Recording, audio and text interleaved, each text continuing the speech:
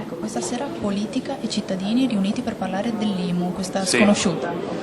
Beh, sconosciuta, diciamo che un'ICI somiglia molto all'ICI, ci sono delle piccole differenze che vanno spiegate, ma di fatto è l'ICI che cambia nome, è l'ICI vecchio stampo, nel senso che l'ICI che coinvolgeva anche la prima casa, cosa che invece per alcuni anni non c'era più.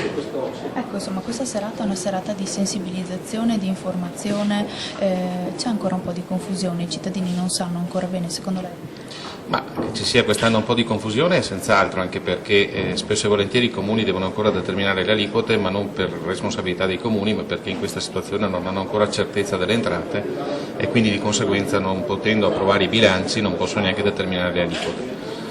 L'ultima manovra, l'ultimo provvedimento, l'ultimo decreto che abbiamo fatto determina e dà chiarezza rispetto al fatto che si inizia comunque con le aliquote base e con il 50% di rata da pagare entro giugno, questo è già un punto fermo, in maniera che poi man mano che arrivino le entrate si riesce a programmare bene quale sarà l'aliquota definitiva e quindi i comuni avranno possibilità di farlo fino alla fine di settembre.